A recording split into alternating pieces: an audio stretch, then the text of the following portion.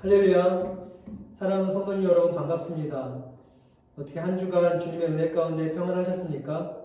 신실하신 하나님, 또 완전하신 하나님께서 또 지금까지 우리를 도와주시고 인도해 주신 에베네셀 하나님께서 앞으로도 우리의 삶을 인도해 주시고 또 책임져 주실 것을 믿습니다. 웅댕교회 광고해드리도록 하겠습니다. 계속해서 연속 금식 기도회가 진행 중입니다. 성도님 차례면 안내문을 보시고 경건한 마음으로 임해주시면 감사하겠습니다. 다음 주 주일은 종료주일입니다. 예수님께서 예루살렘 성으로 입성하시는 그날을 기념하는 그런 날이고요. 또 그 다음 날 월요일부터 토요일까지 4월 6일부터 4월 11일까지는 고난주간입니다. 특별히 금요일 날은 예수님께서 십자가에 못 박혀 돌아가시는 날을 기념하여 성금요일로 우리가 기념하고 있습니다.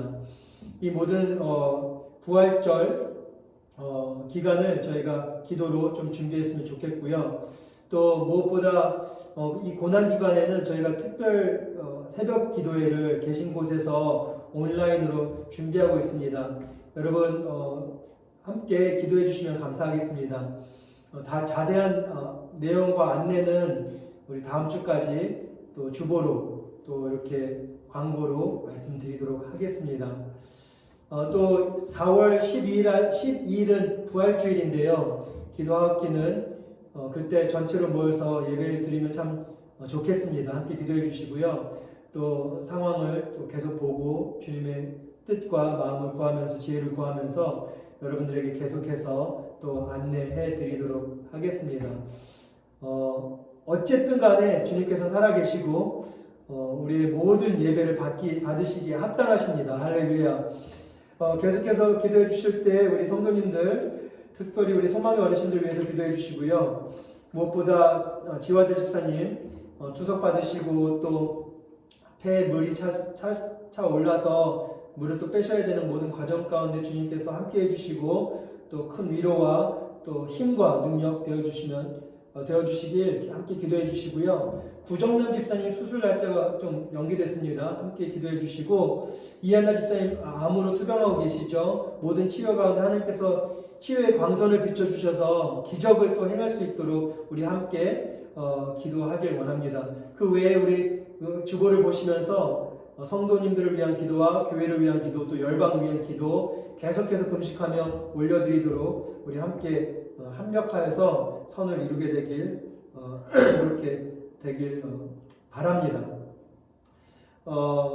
또한 이번 사태로 비즈니스가 많이 충격을 또 어려워진 그런 성도님들이 계신데요. 또 비즈니스와 성도님들 삶 가운데 마음 가운데 이 시기에 진정한 믿음의 회복이 일어나고 또 주님께서 또 안전하게 또 책임져 주시는 또 그러한 기적을 경험하실 수 있도록 여러분 기도 부탁드리도록 하겠습니다.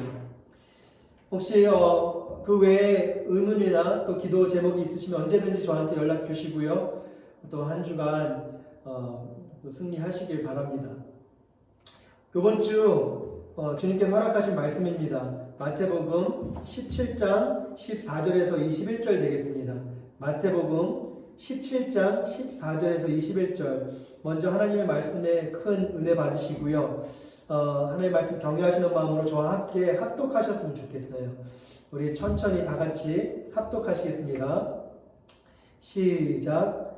그들이 무리에게 이르매 한 사람이 예수께 와서 꿇어 엎드려 이르되 주여 내 아들을 불쌍히 여기소서. 그가 간질로 심히 고생하여 자주 불에도 넘어지며 물에도 넘어지는지라. 내가 주의 제자들에게 데리고 왔으나 능히 고치지 못하더이다. 예수께서 대답하여 이르시되 믿음이 없고 패역한 세대여 내가 얼마나 너희와 함께 있으며 얼마나 너희에게 참으리요. 그를 이리로 데려오라 하시니라. 이에 예수께서 꾸짖으시니 귀신이 나가고 아이가 그때부터 나으니라. 이때 제자들이 조용히 예수께 나와 이르되 우리는 어찌하여 쫓아내지 못하였나이까. 이르시되 너희 믿음이 작은 까닭이니라. 진실로 너에게 이르노니 만일 너희에게 믿음이 겨자씨 한 알만큼만 있어도 이 산을 명하여 여기서 저기로 옮겨지라 하면 옮겨질 것이요 또 너희가 못할 것이 없으리라. 아멘. 제가 기도하겠습니다. 하나님 아버지, 이 시간에 저와 함께 해주시고 내 입술을 주장하여 주시고 하나님, 전하는 자나 듣는 자나 주님의 은혜 가운데 머물게 하여 주시옵소서. 또한 말씀을 통하여 우리의 마음을 회복시켜 주시고 무엇보다도 우리의 믿음이 큰 믿음 되게 하시고 정말 산을 옮길 수 있는 생명의 믿음이 될 수 있도록 이끌어 주시옵소서. 예수님의 이름으로 기도드립니다. 아멘. 지금 우리 주위를 살펴보면 수많은 위기들이 찾아오고 있습니다. 이제 이 캘리포니아 지역에 경고령이 내려진 지 이제 2주를 다가서고 있습니다. 그 사이에 많은 일이 일어났죠. 이제 미국이 확진자 수가 가장 많은 나라가 되었고요. 또한 확진자 수가 10만 5천 명이 넘어섰다는 그러한 보도가 있습니다. 또한 사망자 수만 1,700명을 넘어섰다는 또 안타까운 소식도 있고요. 병원에는 의료 기구들이 모자라서 지금 심각하게 장비들이 모자라서 고생을 하고 있고, 또한 마스크, 산소 호흡기, 그 외에 병원 장비들이 심각하게 부족한 상황이라고 합니다. 이러한 가운데 어떠한 병원에서는 이 가운 대신 이 garbage bag, 쓰레기 봉투를 사용하다가 이만 간호사가 그 바이러스에 전염되어 목숨을 잃었다는 또 안타까운 소식도 들려옵니다. 그럼 지금 현재 뉴욕이나 뉴저지, 커네리컷주는 심각하고요. 또 도시 전체를 격리시킬 수도 있다는 그러한 이야기가 돌고 있습니다. 이러한 가운데 참 위기인 것 같아요. 여러모로 큰 위기의 시기를 지나고 있는 이때에 저는 한번 생각해 보았어요. 우리 예수님은 어떠한 생각과 어떠한 시각으로, 어떠한 관점으로 이 상황을 보시고 계실까? 이 모든 역사는 하나님의 손바닥 안에 있는데 허락하심이 또한 이것일 텐데 과연 예수님께서 어떠한 마음으로 바라보시고 계실까? 제 마음속에 성령님께서 이러한 마음을 주셨어요. 예수님께서는 우리의 생각과 다르실 것 같아요. 빠른 회복, 건강의 회복, 경제적인 회복보다는 가장 우리의 삶에 오래전부터 도사리고 있었던 큰 위기, 바로 믿음의 위기에 예수님의 눈은, 예수님의 관점은, 예수님의 시각은 거기에 있지 않을까 싶은 생각이 듭니다. 여러분, 지금 우리가 회복되어야 될 것은 믿음이라고 생각합니다. 큰 위기에는 큰 믿음이 요구가 되는 것입니다. 그래서요, 전화위복이라는 말이 있지 않습니까? 큰 위기 앞에서 또 이렇게 전환이 되어서 우리에게는 기회가 될 수 있다는 것이죠. 위기에 큰 믿음을 우리가 배울 수 있다는 겁니다. 여러분, 믿음으로 산다는 것이요, 결코 쉬운 일은 아니죠. 왜냐하면요, 불투명한 미지의 세계로 들어가는 것이 믿음의 여정입니다. 고생이 따르고요, 눈으로 볼 수 없고 손으로 만질 수 없는 실제를 대하는 그러한 세계이기 때문에 인내가 필요하고요, 또한 하나님의 타이밍과 우리의 타이밍은 맞지 않기에 기다림도 많이 필요하고 있습니다. 여러분, 성경은 이렇게 증언하고 있습니다. 히브리서 11장 6절 말씀에 믿음 없이는 하나님을 기쁘시게 하지 못합니다 라고 이렇게 기록되어 있어요. 그리고 하나님께 나아가는 자는 반드시 그가 계신 것과 또한 그가 자기를 찾는 자에게 상 주시는 이심을 믿어야 합니다 라고 그렇게 기록되어 있습니다. 이만큼 믿음은 중요한 것이겠죠. 또한 로마서 14장 23절 말씀에 믿음으로 하지 않는 것은 다 죄다 라고 그렇게 증언하고 있습니다. 믿음으로 하지 않는 것은 다 죄래요. 그러니까 이 믿음은 참 중요한 것이죠.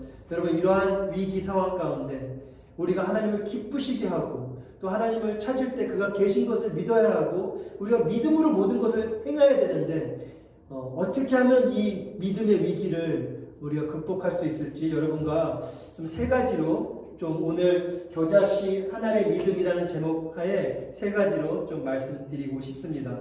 첫 번째로는 믿음의 대상을 분명히 하라. 한번 따라해 주시겠습니까? 믿음의 대상을 분명히 하라. 두 번째로는 믿음의 순도를 높여라. 그 다음에 마지막으로 믿음의 능력을 사용하라. 예, 이렇게 세 가지로 여러분과 함께 은혜 나누고 싶습니다. 첫 번째로는 믿음의 대상을 분명히 하라입니다. 오늘 본문 말씀 14절에서 16절 말씀 제가 한번 읽어드릴게요. 그들이 무리에게 이르매 한 사람이 예수께 와서 꿇어 엎드려 이르되 주여 내 아들을 불쌍히 여기소서 그가 간질로 심히 고생하여 자주 불에도 넘어지며 물에도 넘어지는지라 내가 주의 제자들에게 데리고 왔으나 능히 고치지 못하더이다. 여러분 오늘 본문 말씀에 등장하는 아버지가 있고요. 그의 외아들이 간질병, 요즘 말로는 뇌전증이죠. 뇌전증을 앓고 있습니다. 여러분 혹시 간질병, 뇌전증을 앓고 있는 사람 보신 적 있나요? 저는 보았습니다. 무섭습니다. 경련 발작이 심한 경우에는요, 갑자기 자신도 모르게 의식을 잃고 쓰러집니다. 심한 경우에는 발작과 함께 입에서 거품이 나오고요. 한 2분에서 3분 정도 그러한 경련 발작을 일으킵니다. 끝나면 심한 두통이 찾아오고 심지어 그냥 잠에 드는 사람들도 있습니다. 저는 이 뇌전증을 앓고 있는 친구를 학창 시절 때 알았는데요. 학교 시작하는 날 어머님이 오셔서 그 주위에 있는 친구들에게 자세히 알려주시더라고요. 이러한 일이 발생하면 주위에 있는 책상들을 다 치우고 그 다음에 좀 목 좀 받쳐주고 좀 그렇게 해달라고 자세히 좀 부탁을 하는 그러한 경험도 있습니다. 실질적으로 그러한 경련 발작 증상을 좀 본 적도 있고요. 여러분 정말 쉽지 않습니다. 무서운 그렇게 어려운 그러한 병입니다. 여러분 이러한 병 가운데 이 아버지한테는 개인적인 위기가 아닐 수 없어요. 위기가 찾아왔어요. 왜냐하면 아들은 이러한 뇌전증으로 말미암아 이 의식을 잃고 쓰러질 때 때로는 불 가운데로 쓰러진 적도 있고 때로는 물에 빠진 적도 있다는 그런 아버지의 호소를 우리가 들을 수 있지 않습니까? 예, 큰 위기입니다. 이 큰 위기를 만난 아버지는 어떻게 합니까? 큰 믿음을 발휘하여 믿음의 대상을 분명히 합니다. 난 예수님을 나의 믿음의 대상으로 나는 분명히 정하고 그분을 찾을 거야. 나는 내 아들을 예수님 앞으로 나는 데리고 갈 거야. 이렇게 믿음의 대상을 확실히 합니다. 사랑하는 여러분, 우리도 큰 위기 가운데 우리의 마음을 정해야 합니다. 우리의 믿음의 대상을 확실히 해야 합니다. 누구를 찾아 나설 건지 우리의 마음을 정해야 된다는 것이죠. 누구의 도움을 청할 건지. 이 위기의 상황 가운데 누구를 붙들 수 있나요? 예수님께 나아갑시다. 모든 염려와 걱정과 근심 들고 예수님 찾아 나서는 성도님 되시길 주님의 이름으로 축원합니다. 자, 아버지는 예수님을 찾아 나섭니다. 나의 믿음의 대상은 예수님밖에 없어. 그리고 예수님 찾아 나섭니다. 수소문한 결과 예수님의 제자들이 머무는 곳을 발견하게 되고요. 그리로 아들을 데리고 갑니다. 그래서 간청을 하기 시작해요. 아들을 좀 고쳐달라고. 그러자 제자들은 이제 기도를 하기 시작합니다. 심지어 이 예수님의 이름으로 이 귀신을 내쫓는 그러한 귀신 축출을 시도해 봅니다. 그러나 기적은 일어나지 않습니다. 아이에게는 아무런 차도가 없어요. 제자들은 더욱더 열심히 기도해 봅니다. 더욱더 소리질러 봅니다. 그러나 아무런 사건이 일어나지 않습니다. 제자들은 그제서야 털썩 주저앉게 되고요. 이때 아버지의 심정을 한번 생각해 보십시오. 이제 다 끝났구나. 소망이 없다. 예수님의 제자도 별 수 없구나. 포기하고 아이를 데리고 집으로 돌아갈 수 있었습니다. 그러나 그렇게 하지 않아요. 그 현장에 머뭅니다. 언제까지요? 예수님을 만날 때까지.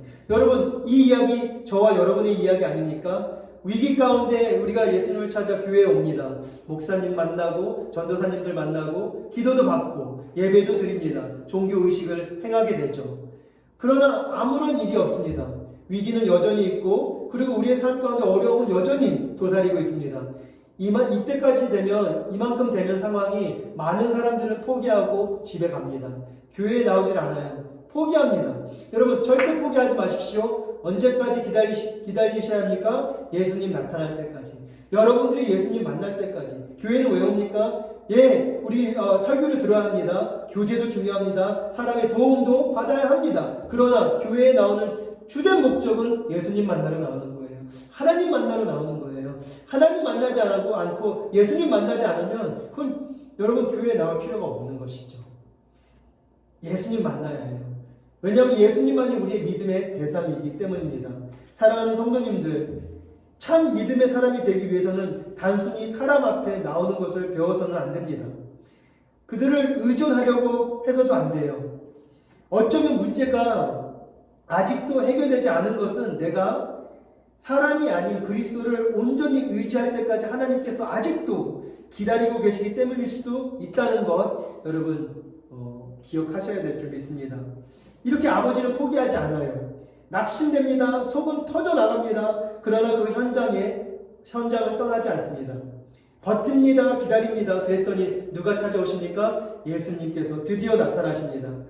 당장에 한순간에 예수님께서는 그 위기를 극복하고 또 문제를 해결해 주십니다. 아이의 질병을 고쳐주신다는 것이에요. 여러분 희망의 징조가 보이지 않습니까? 여러분 여전히 그 자리에 머무십시오. 기다리십시오. 인내하십시오. 여러분들의 믿음의 대상을 그 어떠한 사람이나 해결책에 두지 마시고 예수님 만날 때까지 그 자리에 머무시면 예수님 찾으시면 반드시 예수님의 타이밍에 나타내 주셔서 모든 위기와 모든 문제를 해결해 주실 줄 믿습니다.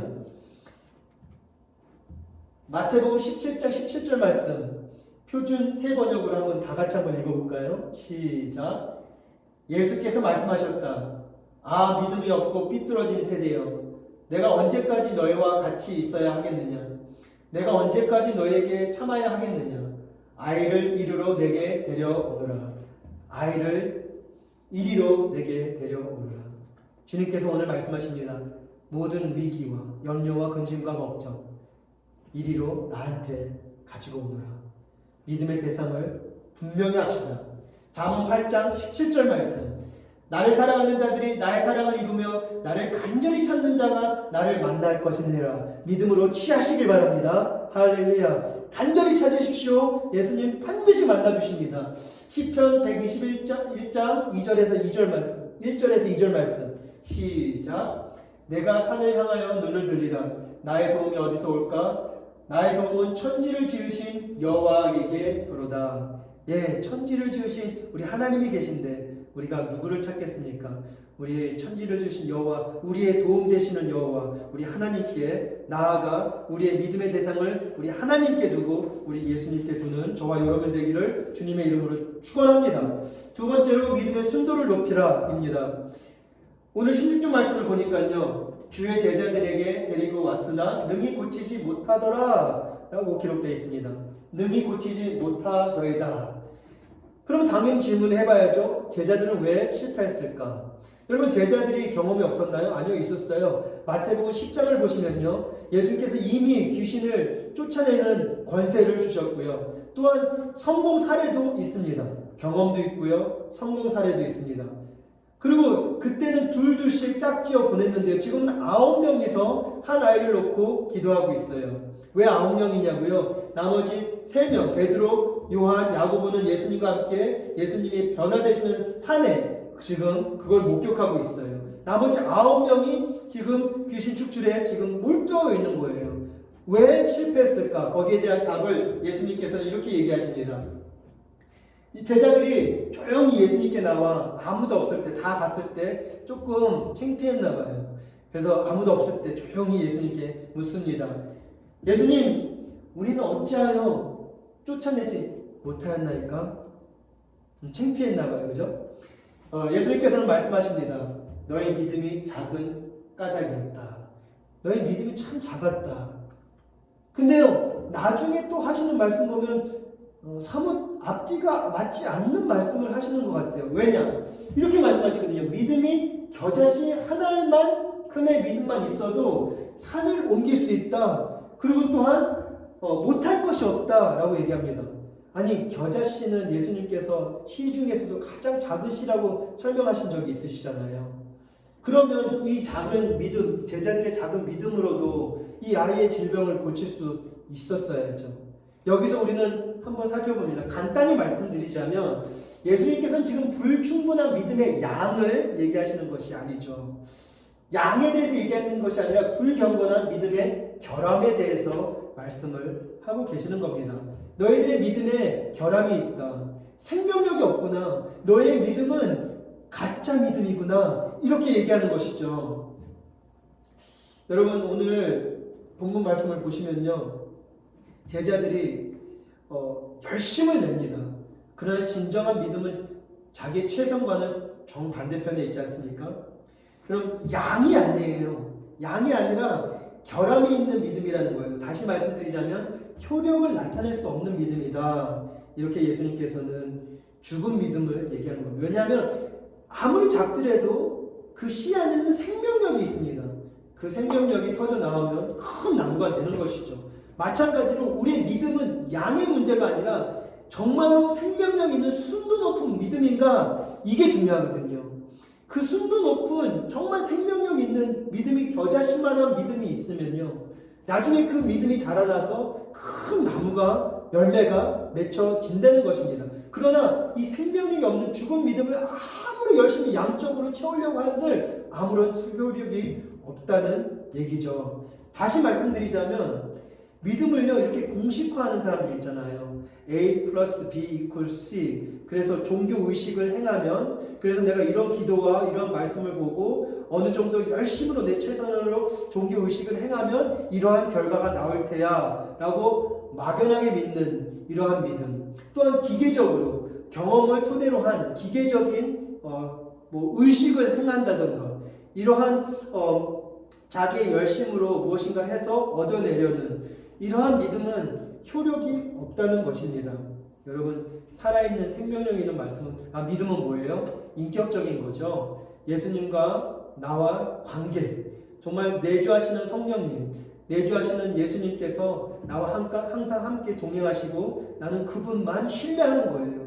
내 안에 내주하시는 성령님, 그리고 나와 함께 하시는 예수님이라면 하실 수 있어. 그러니 내가 가지고 있는 모든 위기와 문제를 그분한테 넘겨드리는 행위, 열쇠를 내가 가지고 있는 것이 아니라 열쇠를 내어 던지는 행위, 이게 살아있는 믿음입니다. 그래서 마가복음 똑같은 이야기를 마가는 이렇게 얘기하고 있죠.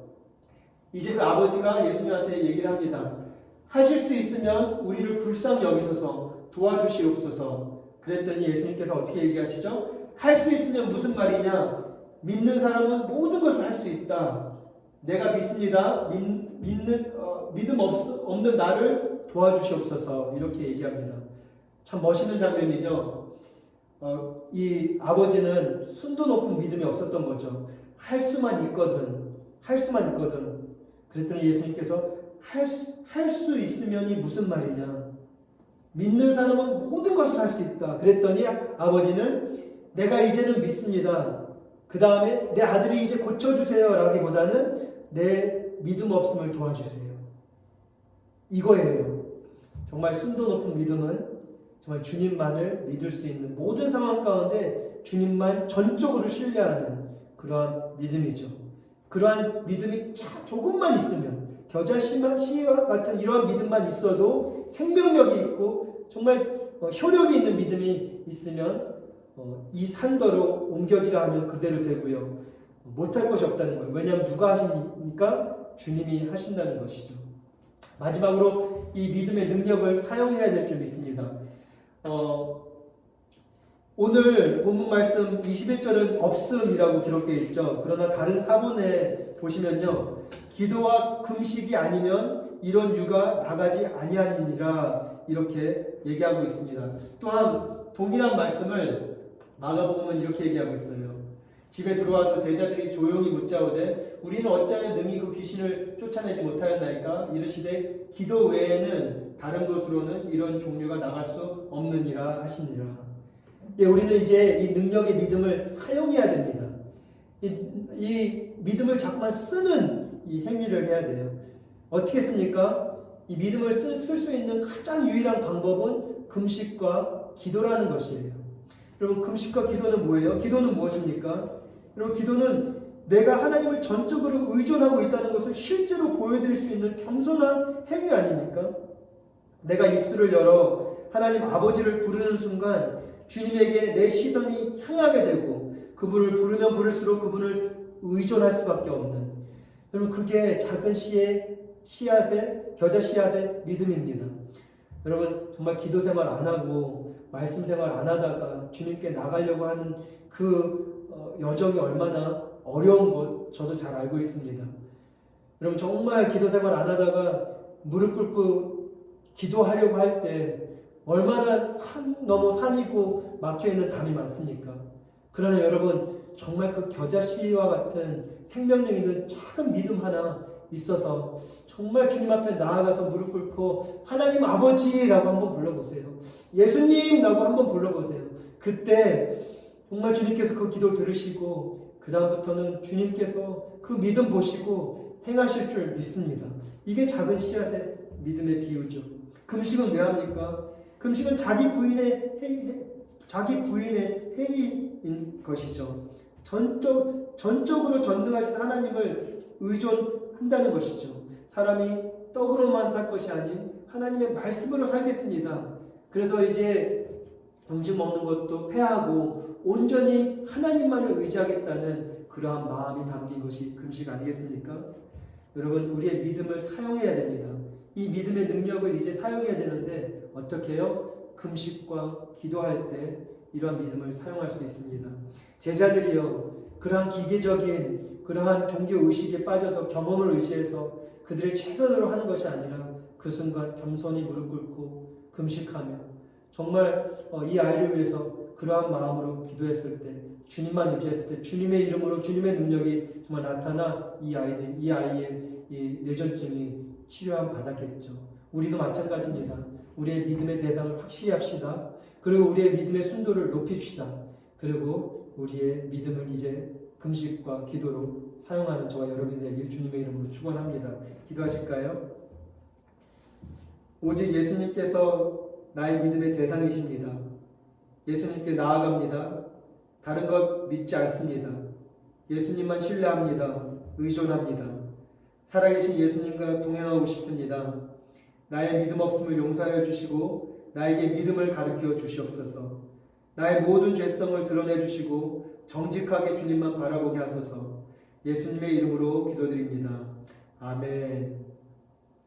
네, 사랑하는 성도님 여러분, 이제 예배 마무리하시기 전에 꼭 가족과 친척분들, 가정, 또 교우 식구들, 더 나아가 캘리포니아, 미국 열방을 위해서 또 조국을 위해서 꼭 중보하시고 충분히 기도하시고 예배 마무리하시면 좋겠습니다. 한 주간 승리하십시오. 할렐루야.